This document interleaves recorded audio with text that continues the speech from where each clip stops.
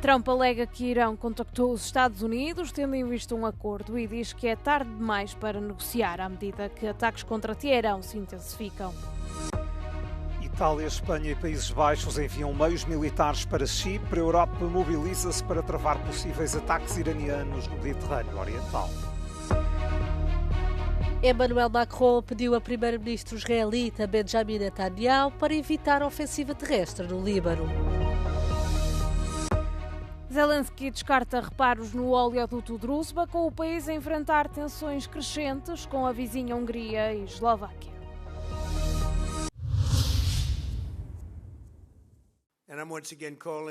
O presidente Donald Trump alegou que o Irão contactou os Estados Unidos, tendo em vista um acordo, à medida que os ataques contra Teherão se intensificam.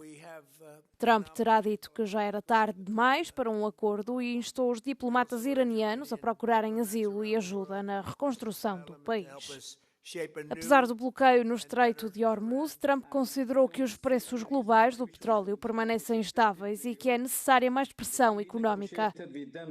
Funcionários de topo da Casa Branca disseram que o Departamento do Tesouro dos Estados Unidos deve anunciar medidas destinadas a combater o aumento dos preços da energia, incluindo possíveis ações no mercado do petróleo.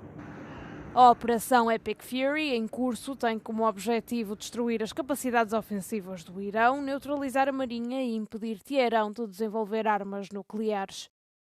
O secretário de Defesa norte-americano rejeitou que os Estados Unidos estivessem a expandir os objetivos militares na região. A Marinha dos Estados Unidos informou que as operações conjuntas com Israel resultaram no afundamento de mais de 30 embarcações iranianas até ao momento.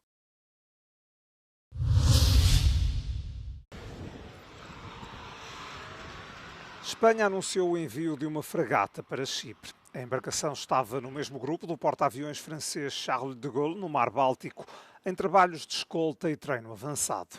Deverá chegar às águas ao largo da ilha grega de Creta na terça-feira, após reabastecimento na Baía de Cádiz.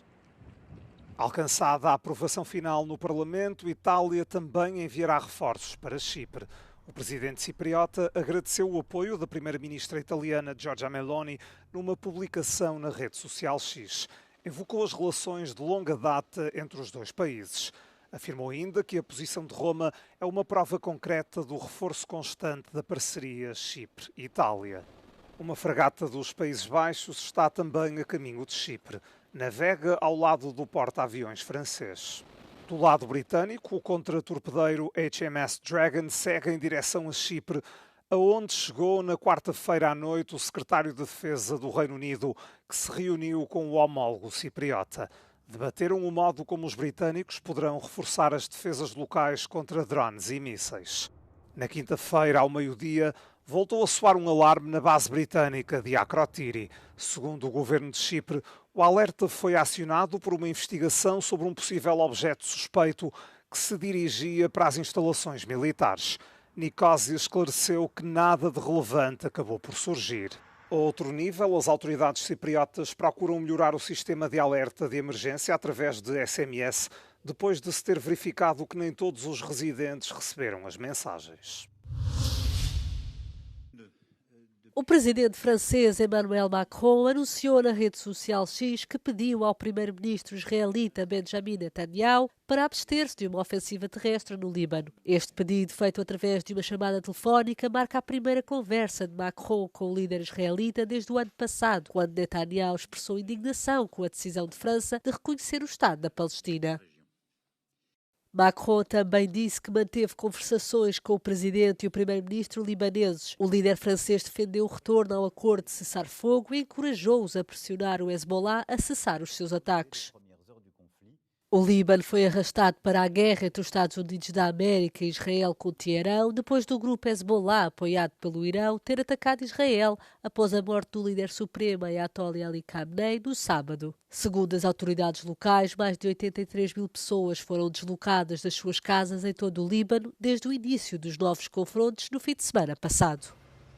No início da semana, o presidente francês ordenou o envio do porta-aviões Charles de Gaulle para o Mediterrâneo, invocando o impacto do conflito no Médio Oriente no comércio internacional. O secretário de Defesa dos Estados Unidos da América, Pete Hegseth, declarou que um submarino norte-americano afundou um navio de guerra iraniano no Oceano Índico. Este era um dos mais recentes navios de guerra do Irão e estava equipado com armas, mísseis e torpedos. Yesterday, in the Indian Ocean, and we'll play it on the screen there, an American submarine sunk an Iranian warship that thought it was safe in international waters. Instead, it was sunk by a torpedo. Quiet death. The first sinking of an enemy ship by a torpedo since World War II. Like in that war, back when we were still the War Department, we are fighting to win. O ministro dos Negócios Estrangeiros do Sri Lanka declarou perante o governo que a marinha do país recebeu informações de que o navio Iris Dena, com 180 pessoas a bordo, estava em perigo e a afundar-se. Posteriormente, as autoridades anunciaram ter recuperado 87 corpos e resgatado 32 pessoas. Segundo as autoridades, o navio da marinha iraniana afundou-se fora das águas territoriais do Sri Lanka. A operação de busca e salvamento continua. A Grã-Bretanha está a enviar jatos de combate adicionais para o Qatar à medida que as tensões aumentam no Médio Oriente. Keir Starmer afirmou que 4 caças Typhoon vão juntar-se a um esquadrão britânico já existente nos países do Golfo, a fim de reforçar as operações defensivas em toda a região. Este anúncio surge após um ataque com drones no início desta semana a uma base da Força Aérea Real em Chipre. Starmer justificou a medida alegando que as ações do Irão têm como alvo a infraestrutura energética global. Iran is targeting oil and gas facilities in the Gulf and tankers in the Straits of Hormuz, trying to inflict economic pain around the world. So we will continue to work with the industries affected and our allies to respond to any impact. Starmer afirmou numa conferência de imprensa na quinta-feira que 2 helicópteros Wildcat armados com antidrones devem chegar a Chipre na sexta-feira, enquanto o navio de guerra britânico HMS Dragon deve ser enviado na próxima semana.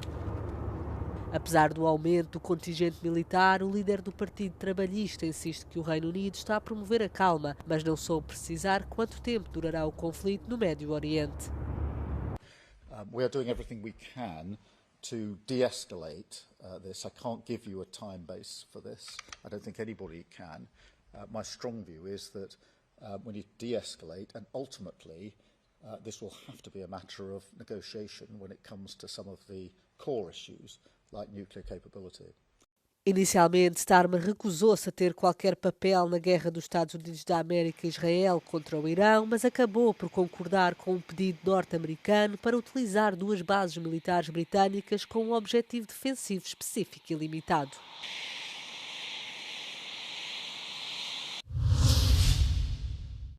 O presidente da Ucrânia, Volodymyr Zelensky, disse na quinta-feira que prefere não reparar o oleoduto Druzhba, com o país a enfrentar tensões crescentes com a vizinha Hungria e Eslováquia devido a interrupções no fluxo de petróleo. A posição de Zelensky surge num momento em que os envios do petróleo russo para a Hungria e Eslováquia estão paralisados desde janeiro. A Ucrânia alega que o oleoduto foi danificado no ataque russo. Керівникам Європи і сказав ті, хто дзвонили до мене з цим питанням, а також до керівництва Європейського Союзу. Тому що це російська нафта. І є деякі речі, принципи, які не мають ціни просто.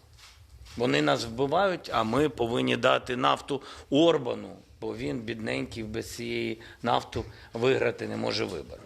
O oleoduto Druzhba fornece petróleo russo à Hungria e à Eslováquia. No entanto, o primeiro-ministro húngaro, Viktor Orbán, acusa Kiev de bloquear deliberadamente o fluxo de petróleo.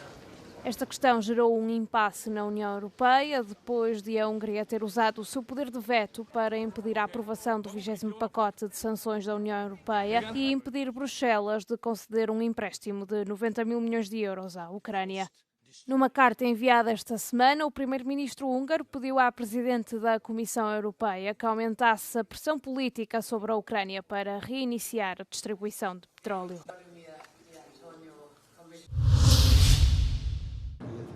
O presidente russo Vladimir Putin entregou 2 prisioneiros de guerra à Hungria. Aconteceu na sequência da visita do ministro dos Negócios Estrangeiros húngaro Péter Szijjártó a Moscovo. Os dois homens possuem dupla nacionalidade, húngara e ucraniana. Lutaram no exército da Ucrânia antes de serem capturados e mantidos em cativeiro pela Rússia. Ambos seguiram viagem num avião do governo húngaro logo após Szijjártó concluir as negociações com Putin. Em 2023, a Rússia libertou 11 cidadãos húngaros depois de um pedido do governo de Orbán. Budapeste tem criticado o que descreve como o recrutamento forçado de cidadãos húngaros para o exército ucraniano.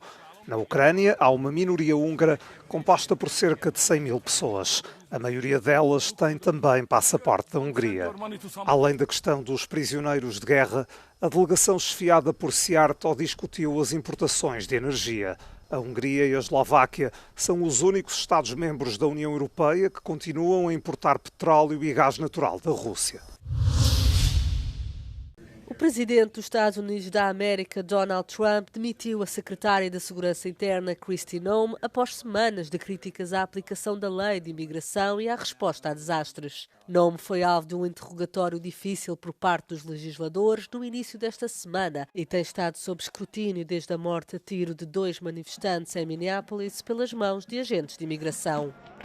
Trump afirma que Noem passará a exercer funções de enviada especial numa nova iniciativa de segurança do hemisfério ocidental, denominada The Shield of Americas. Noem é a primeira secretária de gabinete a deixar o cargo durante o segundo mandato de Trump.